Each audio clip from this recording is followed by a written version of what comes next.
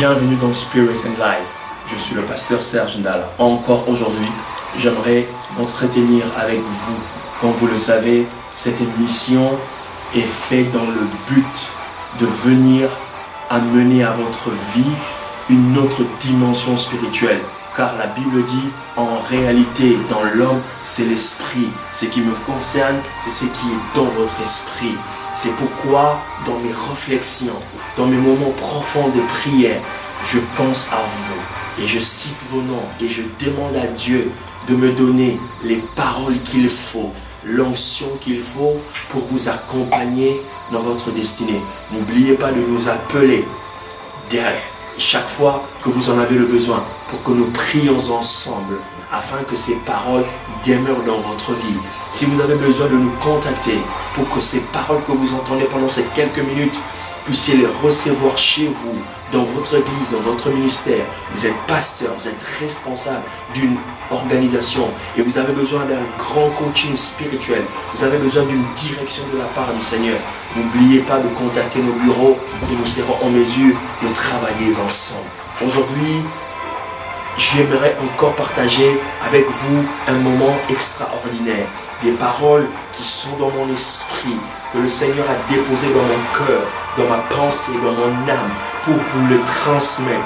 Il s'agit d'Israël, pas d'une manière politique, pas d'une manière dont on en parle par les journaux, par les médias, mais d'Israël lorsqu'on le remonte dans le temps. Pourquoi ce peuple est si puissant? Pourquoi ce nom a traversé les âges, les civilisations, les siècles et tient jusqu'aujourd'hui? Pourquoi ce peuple qui est éparpillé partout sur la surface de la terre arrive à faire des choses extraordinaires? Est-ce qu'il y a une main invisible derrière eux, comme essayent de nous dire les médias? Est-ce que ces gens ont un complot que, comme Hitler avec ses compagnons ont essayé de disséminer? Vous vous rappelez que le régime nazi a essayé de tuer autant de juifs possible, mais ils n'ont pas réussi. Ma priorité aujourd'hui n'est pas de faire de vous un sioniste. Ma priorité aujourd'hui n'est pas de faire de vous un pro-Israël, mais seulement que vous compreniez, derrière ce nom, il y a un esprit. Parce que ce concept est sorti d'un large combat que Jacob a tenu avec Dieu. Et donc, le résultat est ce nom-là. Mais vous vous rappelez bien, amis, frères et sœurs, avant cela, le concept ou le mot Israël n'existait pas. Dieu a pris Abraham dans le pays de Chaldée et il a imposé sa foi dans la vie d'Abraham. Et il est venu mettre son cachet dans la vie d'Abraham. Et il a fait un voyage avec ce monsieur, cet homme qui est considéré aujourd'hui comme le père de la foi, le patriarche de la foi. Figurez-vous que la marche que Abraham a eue avec Dieu a imposé, a installé ce qu'on appelle la foi.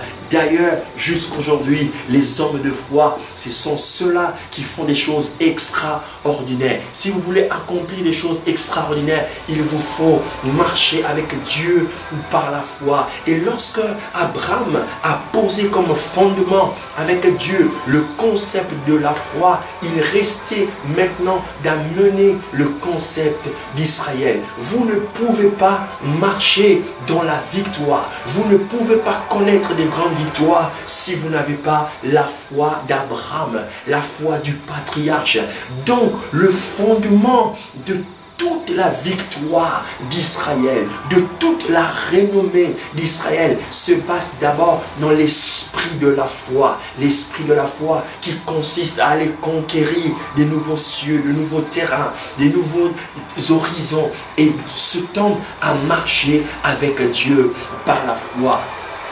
Ainsi, quelques années plus tard, son petit-fils Jacob, qui fut un voleur, un supplanteur, un vaurien, mais se vit confier la mission d'instaurer le nom d'Israël. Je voudrais dire à ceux qui m'entendent aujourd'hui que beaucoup de nos nations, beaucoup de nos organisations beaucoup de choses que nous essayons de faire n'ont pas de succès parce que derrière ces choses, il n'y a pas un esprit qui les soutient. Ce qui soutient la nation d'Israël, c'est ce nom d'Israël d'abord. Mais avant tout, c'est l'esprit de la foi, l'esprit de l'apostolat d'Abraham, l'esprit de la richesse qui était sur Abraham. Je regarde nos nations africaines, il n'y a point d'idéologie, il n'y a point de vision, il n'y a pas un esprit derrière. L'esprit qui est derrière, c'est l'esprit de la misère, l'esprit de l'échec,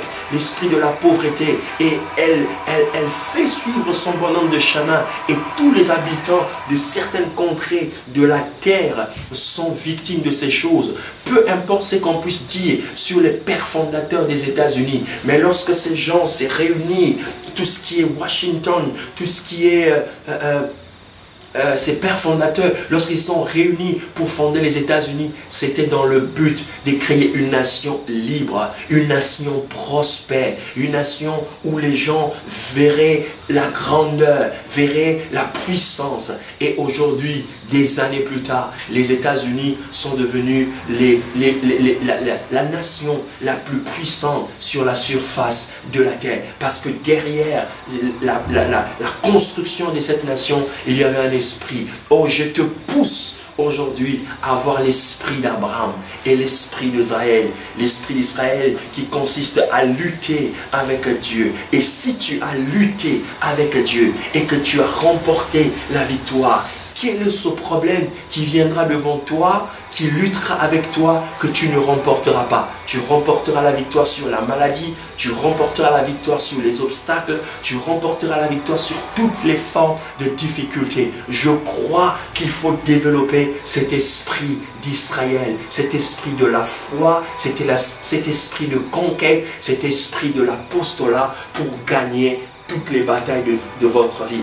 Car il est écrit ainsi dans la parole du Seigneur que ce qui est notre victoire, c'est notre foi. Et tout ce qui est né de Dieu triomphe du monde. C'était Serge Ndala dans Spirit and Life. Ce message vous a été conçu et réalisé par le Saint-Esprit à travers son serviteur. Contactez-nous, voyez-nous, appelez-nous et nous serons en mesure de vous bénir. Que Dieu soit béni, que Dieu soit loué, que Dieu vous bénisse abondamment dans le nom puissant de Jésus.